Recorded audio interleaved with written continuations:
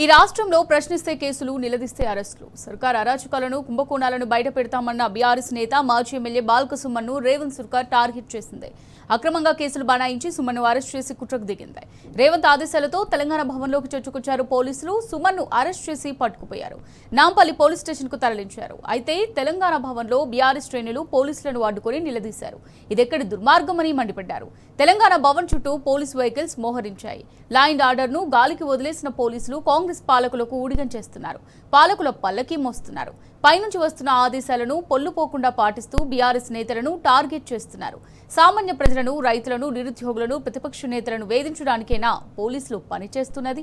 న్యాయం కోసం పోరాడుతున్న వారిని బంధించడానికి సంఖ్యలు తయారు చేసింది. పోక్సో కేసు నిందితులను దాచిపెట్టినప్పుడు పోలీసులు కళ్ళు మూసుకున్నారా? ఈ రాష్ట్రంలో పట్టపగలే నేరగాళ్లు, దోపిడీ దొంగలు అరాచకాలు సృష్టిస్తుంటే ఖాకీ డ్రెస్సు మొద్దు నిద్రలో ఉందా? ప్రజల తరపున పోరాడుతున్న ప్రధాన ప్రతిపక్ష నేతలపై ఎందుకు ఈ అక్కసు? ప్రభుత్వాన్ని ప్రశ్నించడమే తప్పు అయితే ఇది ప్రజాస్వామ్యం ఎలా అవుతుంది? రేవంత్ పాలనలో ఈ రాష్ట్రంలో అప్రకటిత ఎమర్జెన్సీ నడుస్తున్నమాట వాస్తవం కాదా?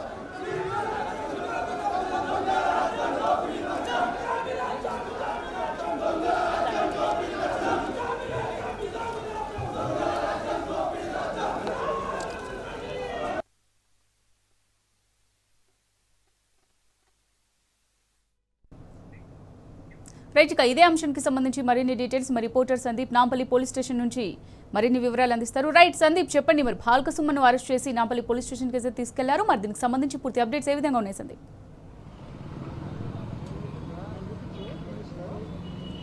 ప్రస్తుతం బాల్క సుమన్ పోలీస్ స్టేషన్లో ఉన్నారు. నాంపల్లి పోలీస్ స్టేషన్ బంజారెడ్డి తెలంగాణ భవన్ నుంచి నేరుగా పోలీసులు అధికారులు ఒక్కిపోయారు. నాంపల్లి పోలీస్ స్టేషన్కు తరలించారు. నాంపల్లి పోలీస్ స్టేషన్లో ప్రస్తుతం బాల్క సుమన్ ఉన్నారు. అయితే దాదాపు సుమారు 2 గంటలు కావస్తుంది. బాల్క సుమన్ ఇక్కడే ఉన్నారు. ఆయన తరపు న్యాయవాదులతో పాటు స్టేషన్ లోపలికి వెళ్ళారు. అక్కడ దీనికి సంబంధించినటువంటి ప్రక్రియ కొనసాగుతుంటే మనకు అర్థమవుతుంది. అది పూర్తయిన తర్వాత ఇక్కడ స్థానికంగా ఉన్నటువంటి అంటే ఒకవేళ రిమాండ్కి తరలిస్తే మాత్రం అంతకుముందు ఇక్కడ స్థానికంగా ఉన్నటువంటి ప్రభుత్వ ఆసుపత్రిలో వైద్యారోగ్య పరీక్షలు నిర్వహించిన తర్వాత అక్కడ నుంచి నాంపల్లి కోర్టుకు తరలిస్తారు. తరలించిన తర్వాత అక్కడ నుంచి మరి న్యాయసాయం ఇచ్చినటువంటి ఆదేశాల మేరకు నడుచుకోవాల్సి ఉంటుంది. మొత్తానికైతే ఇంకా దాదాపు 2 గంటలుగా నాంపల్లి స్టేషన్లోనే బాల్క సుమన్ ఉన్నారు. సింగరేణికి సంబంధించి బొగ్గు గనుల కుంభకోణంపై ప్రశ్నించినందుకు అక్రమ కేసులు పెట్టారు అని ఇప్పటికే బాల్క సుమన్ చెప్పడం జరిగింది. మొత్తంగా 4 రోజుల పాటు తెలంగాణ భవన్ చుట్టే భారీగా పోలీసులు పహారా కాసిన విషయం తెలిసిందే. ఇవాళ కూడా దాదాపు 100 మందికి పైగా పోలీసులు ఇటు మఫ్టీలో అలాగే టాస్క్ ఫోర్స్ ప్రత్యేక పోలీసులు వీళ్ళంతా కూడా బాల్క సుమన్ అరెస్ట్కై రావడం జరిగింది. మొత్తంగా ఎట్టకేలకు మీడియా సమావేశం నిర్వహించిన తర్వాత బాల్క సుమన్ నేరుగా పోలీసుల ఎదుట లొంగిపోయారు. కేసుకు సంబంధించి అంటే తనపై ప్రభుత్వం కక్ష కడుతోంది. ఇప్పటికే దాదాపు అనేక కేసులు తనపై నమోదు చేసింది. మొన్న తాజాగా కేదనపల్లి మున్సిపాలిటీకి సంబంధించి కూడా తనపై కేసు నమోదైంది. ప్రభుత్వాన్ని ప్రశ్నిస్తేనే తమ పైన కేసులు నమోదు చేస్తున్నారని చెప్పారు. అలాగే కావాలని అంటే ప్రశ్నించే గొంతుకలు ప్రజాస్వామ్యంలో ఉండకూడదనే లక్ష్యంతో రేవంత్ సర్కారు ఈ విధంగా చేస్తోంది. రైతులపై ప్రశ్నిస్తే కేసులు వేస్తున్నారు. ప్రభుత్వాన్ని ప్రశ్నిస్తూ సోషల్ మీడియాలో పెడితే దానికి కేసులు నమోదు చేస్తున్నారు. ఇలా ఎప్పుడు బాల్క సుమన్ మాట్లాడుతూ తను గతంలో ఉన్నటువంటి కేసులకు సంబంధించి అంటే వాటిని రికార్డు బ్రేక్ చేసేలా కాంగ్రెస్ ప్రభుత్వం వ్యవహరిస్తుందని కూడా వారు వ్యాఖ్యానించారు. మొత్తానికి పిఎస్ వద్దకు బీఆర్ఎస్ శ్రేణులు కూడా చేరుకున్నారు. అయితే లోపలికి ఎవరిని అనుమతించలేదు. కొద్దిసేపటి క్రితమే గెల్లు శ్రీనివాస్ యాదవ్ లోపలికి వెళ్లడం జరిగింది. వారు ప్రస్తుతం న్యాయవాదుల సమక్షంలో అంటే బీఆర్ఎస్ లీగల్ టీం సంబంధించి అక్కడ ప్రాసెస్ అంతా కూడా పూర్తి చేస్తోంది. అంటే సెక్షన్లకు సంబంధించి 6 సెక్షన్లు విధించారు. ఇవి అత్యంత కీలకమైన సెక్షన్స్ గా చెప్తున్నారు. అంటే పూర్తిగా ఉదాహరణకు పలు సెక్షన్లలో ఒక్కో సెక్షన్కు 10 సంవత్సరాల జైలు శిక్ష కూడా విధించే అవకాశం ఉంటుందని చెప్పడం జరిగింది. మరి అక్రమంగా కేసులు బనాయించడము అంటే లేని ప్రజలంతా కూడా దీన్ని గమనిస్తున్నారు. ఎందుకంటే తాను కేవలము సింగరేణిలో కుంభకోణం జరుగుతోంది. తెలంగాణ రాష్ట్రం ఏర్పాటుకు తెలంగాణ ఉద్యమ సమయంలో ఏ విధంగా పోరాటమో ఆ తరహా ఉద్యమం చేయాలి అని ఈ అవినీతిని వెలికి తీయాలి, సింగరేణి ఆస్తులను కాపాడాలంటూ తను కొట్లాడినందుకు ప్రశ్నించినందుకే తనపైన ఈ కేసులు నమోదు చేశారని బాల్క సుమన్ చెప్పారు. మొత్తానికి నాంపల్లి పోలీస్ స్టేషన్లో ప్రస్తుతం ఉన్నారు. బీఆర్ఎస్ లీగల్ టీంతో పాటు బాల్క సుమన్, గెల్లు శ్రీనివాస్ యాదవ్ ఇతర కొద్దిమంది ఉన్నారు. అయితే వివిధ ప్రాంతాల నుంచి అంటే నాంపల్లి సంబంధించినటువంటి బీఆర్ఎస్ శ్రేణులు కావచ్చు, అలాగే రాష్ట్ర నాయకులు కూడా ఈ నాంపల్లి పిఎస్ వద్దకు వచ్చారు.